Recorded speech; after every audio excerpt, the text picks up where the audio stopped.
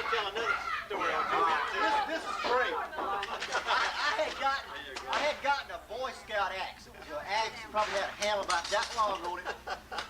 Joe Ben came up to the house and was trying to check it out, everything we got for Christmas. I told old Joe Ben, I said, Joe Ben, come look at my axe.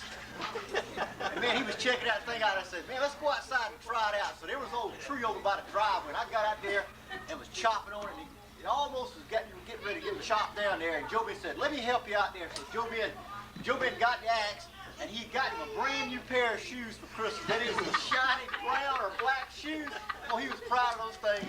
And he took that axe, and he took one swing, and it glanced off the tree and hit him in the foot. And it cut his brand new shoe with a big gash about that long on the toe. And he was going, man, I done cut my brand new shoe. He said, hey, you got any glue in it? I said, I got glue back together.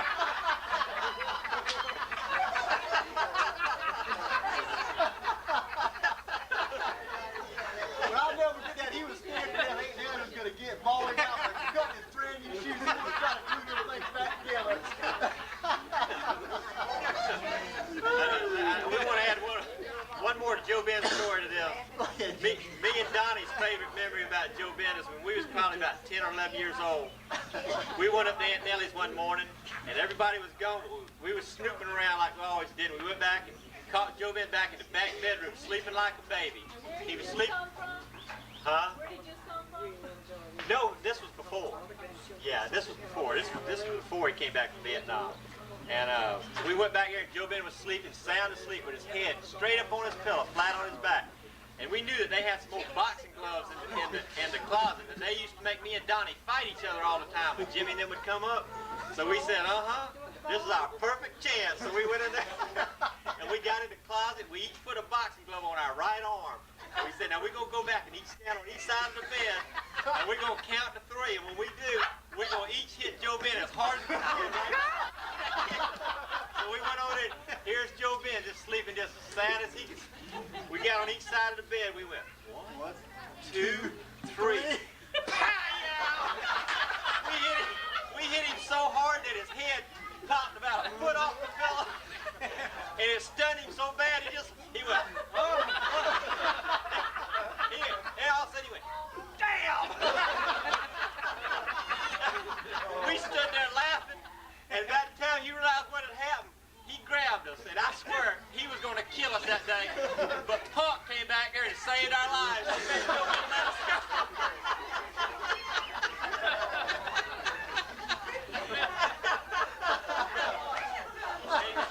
Joe Ben said to this day he thinks he lost some brain cells on that. While we talk, let me say one thing. While we talking about Punk, let me tell you one Punk story. We'd always spend the night with Joe Ben and Bill and them. Well, in the morning, Uncle Elmer and Aunt Nellie, they would leave with something. Honey, don't be. Next thing I know, Punk would be in there trying to pull our underwear down. That's why we wore them today.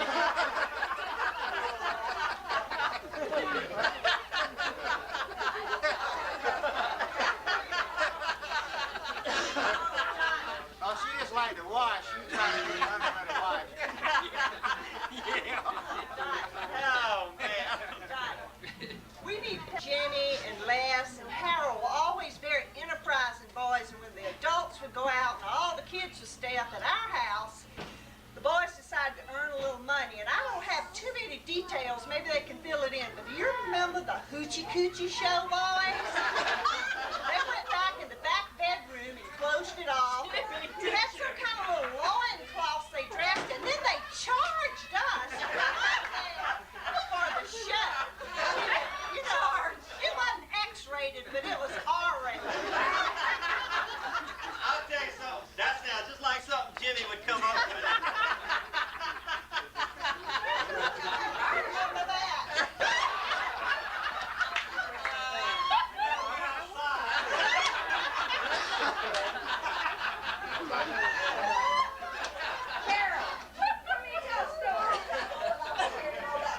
Trying to burn the ants up. Yeah. There was a big old ant pile back there in the Chinaberry tree. And they had a fence went around there where they kept all the cows and hogs and everything. So we was back there, I think Les and Joe Ben, but they was in on this too. But when the big deal happened, they split. So anyway, we was back there trying to burn them out. Next thing I know, we done caught the whole fence on fire. I mean, the whole thing's just burning. And Mama just come back there wanting to tear us up. But Joe Ben had left, they done went home. Me and Harold had nowhere to go because we had to stay here. So the only thing I can say, my granny saved us from getting a spanking because she would not let Mama spank us. Mama wanted to tear us up big time. I mean, we did a big time damage with that fence. One of age to be associated with us. Granddaddy kept some hogs back there in the back there, and we get on the roof of the shed, and we start jumping on the hogs. As we developed into bigger boys and started becoming more of a male, you know, we'd start jumping on them hogs, and boy, we'd start getting headaches. There wasn't headaches. We finally figured out that wasn't too bright a thing to be doing. We just started looking at the hogs, you know. Thing was hurt, I'm telling you. Les was the first one to get hurt. Let's go. Les, come up and tell a story. He was a little more developed.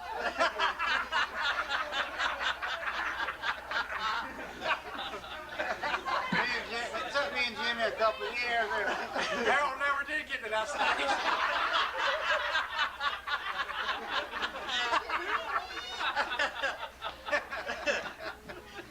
I tell you, I'd like to get Harold and Les and Joe Ben and Jimmy up here. A lot of you boys, a lot of people never heard of the touching game, but they had a special little game that only the four of them played every summer they came up here. Maybe we could get Les Antley to explain the rules to us. But they played something called the touching game. But this also sounds like something Jimmy Collier invented. Jimmy learned a lot of stuff in Florida. Well, I learned how to drink and smoke up here from Mom. You thought y'all were doing a good favor by bringing this up here every summer. No, the rest are coming in to see us come.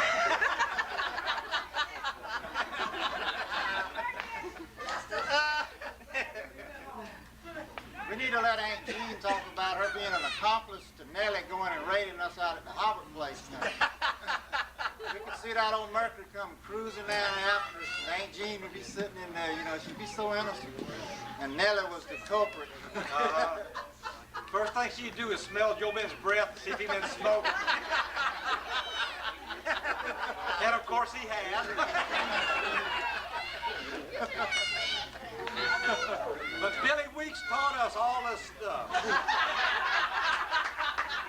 You want to expand on that? Just lies. Now, He taught us how to gamble. How in the world can you guys discipline your own children after all these tales? We can't.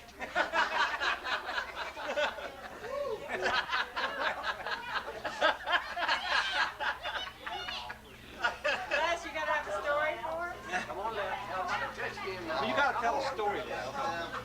He's got to tell a story. Wait a minute, Les gonna say something. Dottie, one summer I come up here and Jimmy didn't come. I was only about 13 at the time, so Les didn't have Jimmy to corrupt, so he got me. Took me down to one of those houses by the old big white house that they were playing poker, and he bought me a tall beer. And I was scared to drink the whole thing, afraid I'd throw up. I nursed it all night, lost all my money, and everything else went on. I told Jimmy about the house coming in. Les got a story to tell. I just like to thank J.Y. for all the little sayings he taught us. How about giving us some of those sayings? Where's J.Y.? J.Y., tell us the ring dang deuce. Or crowd, you know, the whole thing. You realize about J.Y. before he became a career highway department man, he was an insurance salesman, he was a he was a super fisherman, and he told us a lot of things when we went fishing. You got any stories you want to tell, Jimmy? Jimmy, tell them that time when you and Harold went fishing down there, and they went down there full of plug out your body car, and you all had to walk and catch the line back to the Ellery. You didn't know what was wrong with it. And then you come back and went up there and found out what it was, and then you went up there and cussed them all out. You done told a story. He was mad. I wouldn't be too. That was all Les's idea. I think he wanted the kid to buck my car.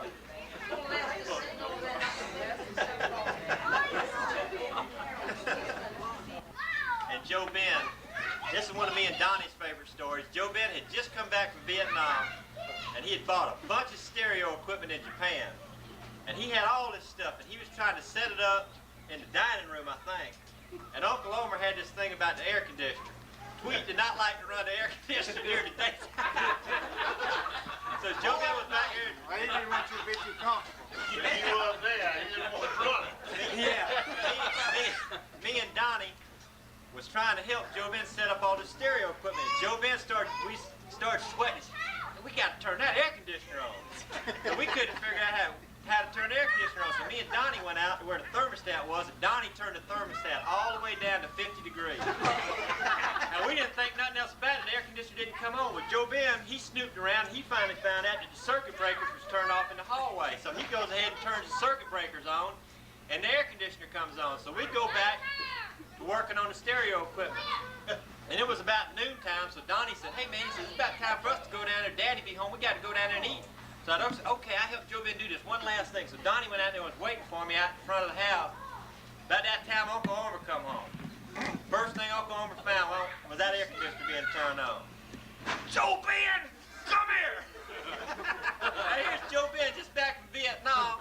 And Uncle Homer was calling him in on the carpet. He said, did you turn this thermostat down here to 50 degrees? And Joe Ben said, no, I didn't touch it, Daddy.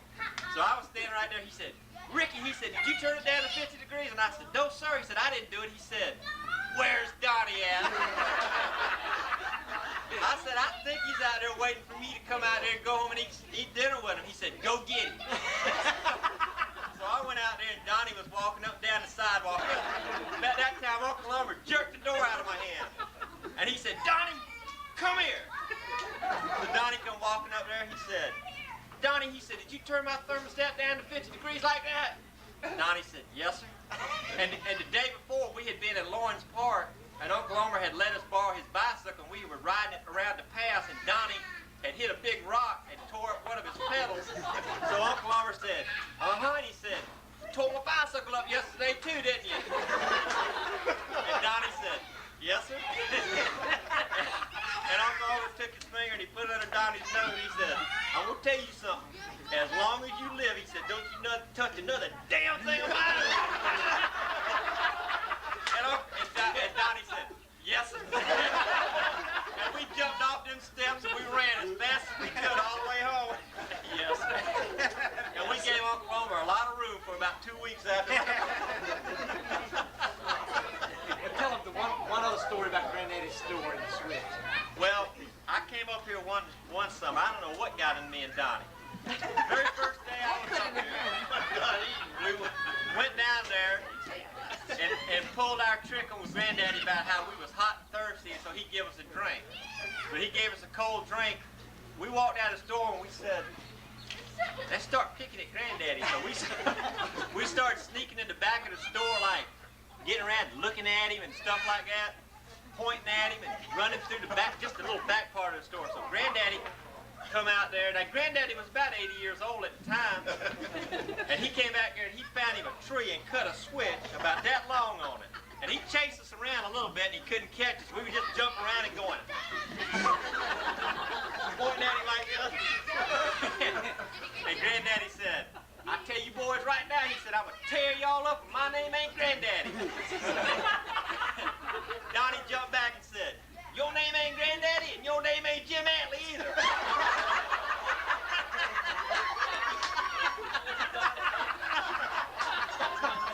So back in the store.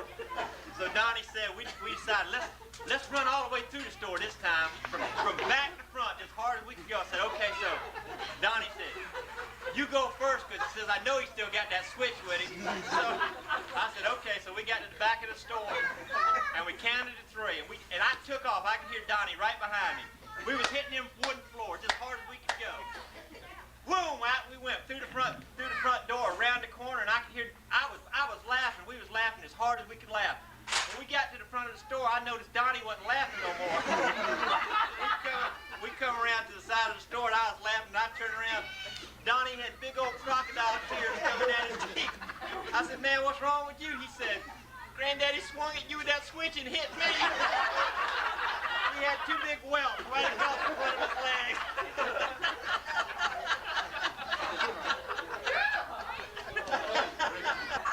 You're in broadcast, right? Yeah, that's right. Journalism? This story is about our Granny Nellie, and this was me, Terry, Britt, and Angela, and of course we always had to beg Papa for a quarter, and of course this wasn't too long ago. We're only talking good 10 years ago, and we're still begging for a quarter.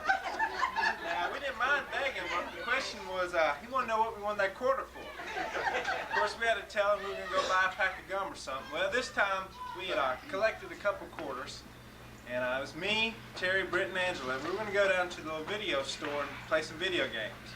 Now, we told Papa where we were going. We're going down to the video store. Okay, see y'all boys later. So about half an hour later, Granny comes up to the big store, crying a little heart out. Done thought we'd been kidnapped. And there was a young little lady there that Brett was trying to make his moves on, and so here we are embarrassed because our granny's crying a little heart out, coming to get her grandkids, and I was up there playing my little video game, and they left me up there. Granny's still crying and everything, but we were highly embarrassed because of that when she had thought somebody done killed us.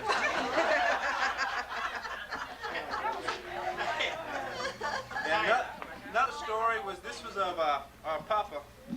Now everybody knows that Papa didn't say much. He kind of kept quiet, and every once in a while you'd hear something out of him, it'd be pretty funny. Well, this is one morning that I didn't find too funny. Papa was sitting in his little chair that he always sat in, and me, Terry, and Brett had slept out in the living room on the pull-out couch. Well, you know, Granny and Papa, they got up at about 6 o'clock in the morning. And of course, we didn't go to bed till really late at night, 2 or 3 o'clock, so everybody was tired. Well, Britt and Terry, they went ahead and got up and were eating the Raisin Bran, because we had to eat our Raisin Bran every morning. Whether we wanted it or not, well, this is one of those mornings I didn't want my Raisin Bran. So I decided I'd just lay up in bed. Well, Granny called me. "Midget, come on, get up. Go get your Raisin Bran." "Granny, I don't want no Raisin Bran. Come on now, I want to go to sleep." 2 or 3 more times later, I said it again. Well, next thing I know, a shoe comes flying at me. Where'd that come from? Papa said, "Son, get your butt up in there and get you something to eat." Oh my goodness. So that's the story we always tell. That was Papa throwing the shoe at me.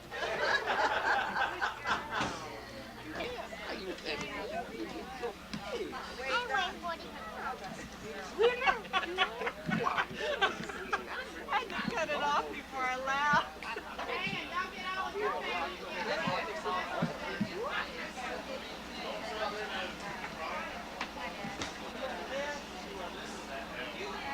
Okay, I'm ready.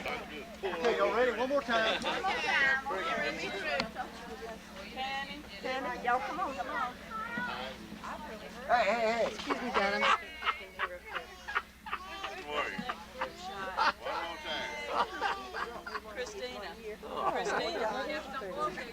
Christina, don't go anywhere. We're going to take your hat off.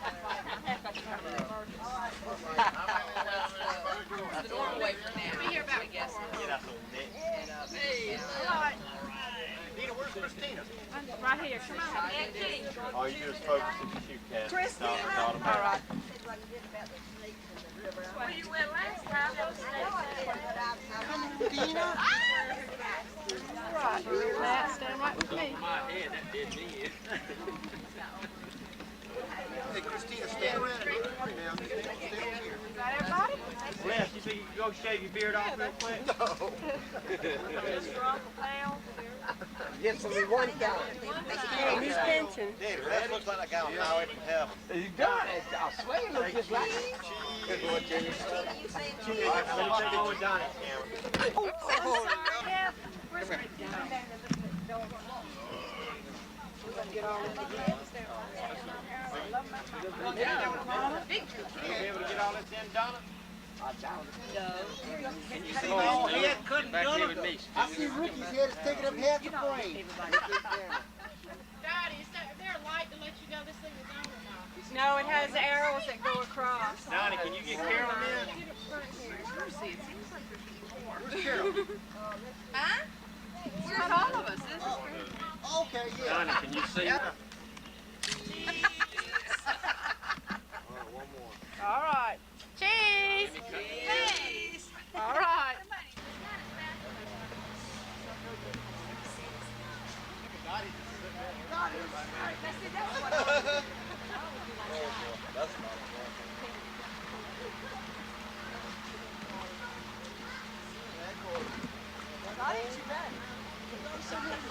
Hey guys. Hey guys. Everybody move. Yeah, wait. You coming over here. Kick Kevin to the bushes.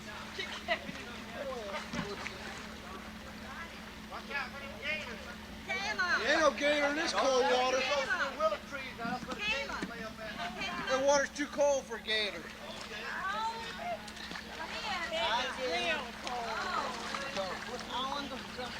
Hey, is it cold? Yes. Kevin, you got any dynamite? Doris, come on, Doris.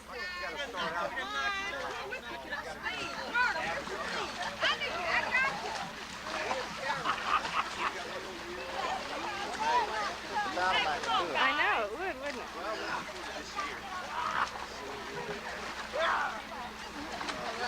Oh, God. Uh-oh, somebody lost their... Said he might stay 1 year after the... I know, he's contemplating. Go ahead.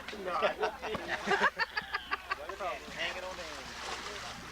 Do what? Who's hanging on there? Hanging on the end.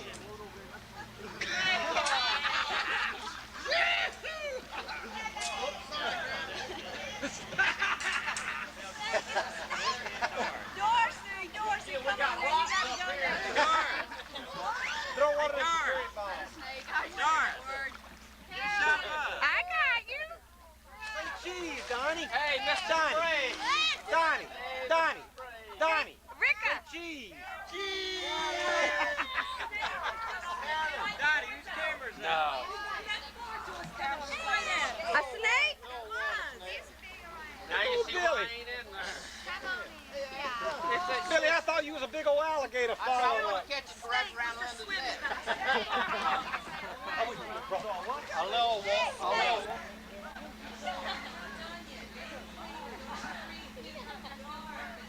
Yeah. Even a poison snake bites. Just bites on the neck. Whatever you say, You'll survive. You know, it ain't gonna be easy, but you'll survive.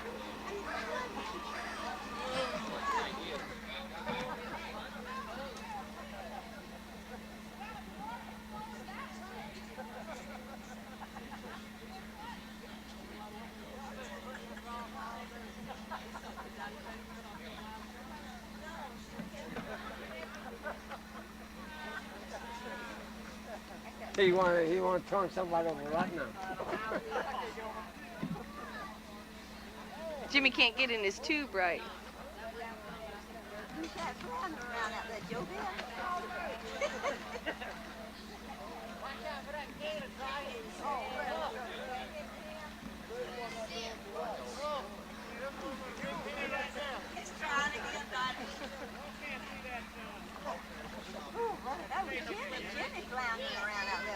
Yeah. Look at the dog right there, right out the room.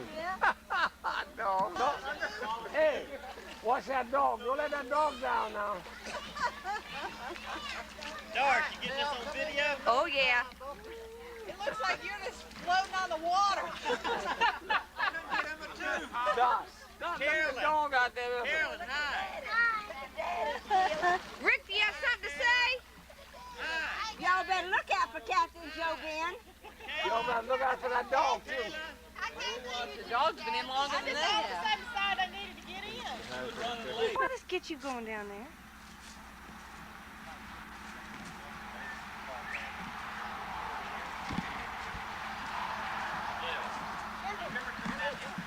Still alive, or that was after Granny died, they started coming down here. Jimmy, even if you guys this yeah. That's what Matt said. Yeah. They might not have built it till then, till maybe after she died or something. It makes you take back. That's it. That's it right there. I don't need it, Jen.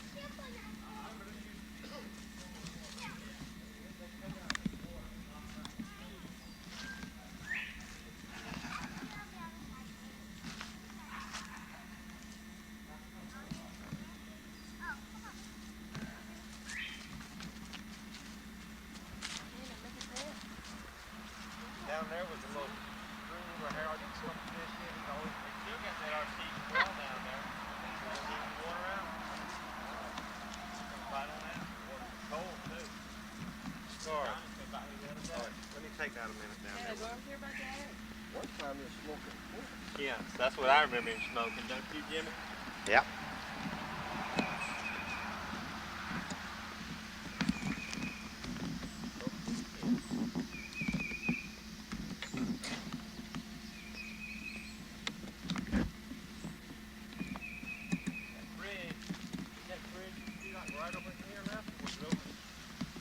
Ricky, I remember very well that well.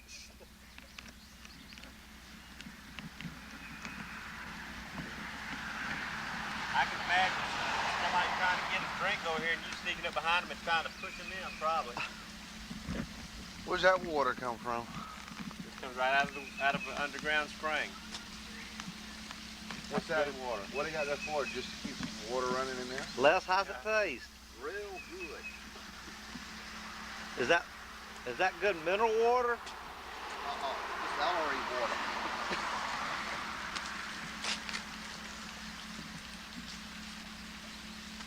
That water will heal you.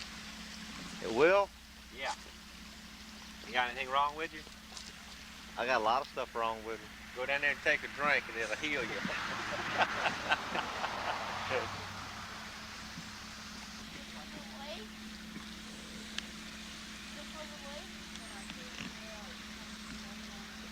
Look at this, Daniel.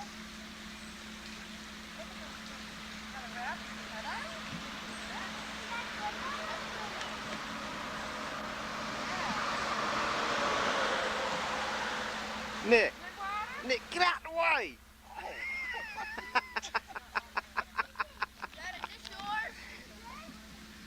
Oh, yeah.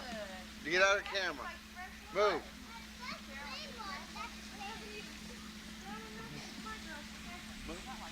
You walk right in front of Grandpa Jim's camera. No, he's okay. He's okay. That time we tore Sweet's bicycle up, riding back in the path. Uh-huh.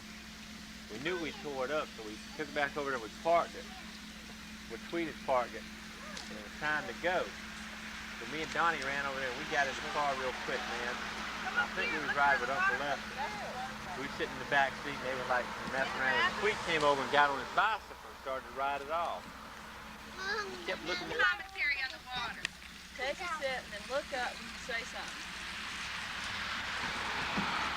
The taste is yucky. You was already saying it tastes good. She said she was just kidding. I mean, my tummy. I like that, Lana. Daniel, what do you think? It's nice and cool. It's what? Nice Nice and cool? Is it cold? Yeah, it's cold. Baby, come over here. Hey, Kayla, you take a drink. And tell us what you think. Look at me, Kayla. The camera. Wait, Daddy.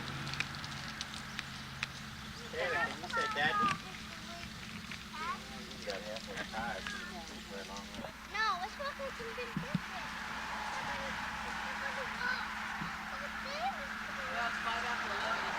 Yeah, I think this is a little bit more. No, you said we could wait till 11.